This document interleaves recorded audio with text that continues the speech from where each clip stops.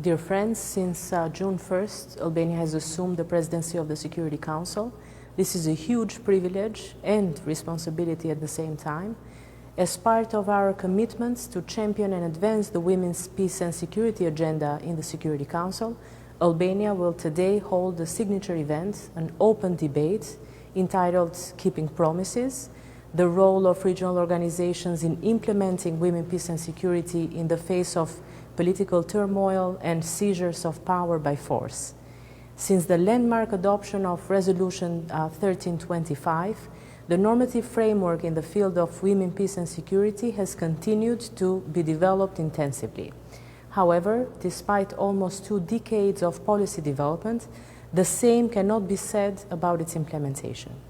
Women's meaningful participation in all levels of decision-making and their meaningful inclusion in preventing conflicts and negotiating peace processes is still challenged by structural barriers, lack of access to political and economic resources, as well as by a predominantly masculine mentality of domestic and international politics.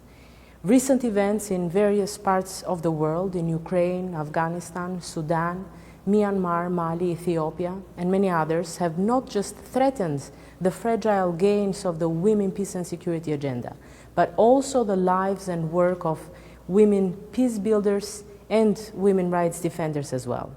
The recent increase in military coups and seizures of power by force has drastically affected the prospects of women's organization and gender equality advocates in these countries, and has tested the ability of the international community to fulfill the mandate of the Security Council. A better coordination and a closer cooperation between the Security Council and regional and sub-regional organizations can make a significant difference on the ground.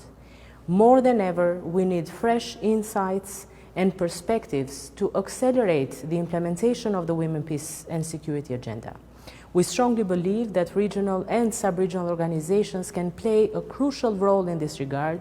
especially during these turbulent times. This is what we will try to achieve during this open debate, to identify persistent shortfalls in implementing the normative framework on women, peace and security in the context marked by a recent military coup or seizure of power by force, and to share best practices and ideas on ways that the Security Council or regional organizations can protect and further advance this agenda in such situations, including the support of the work of women peace builders and civil society organizations, and make gender analysis central to our prevention and response strategies. Together, we can achieve much more and keep the promises made to our people, and especially to the women and girls around the world.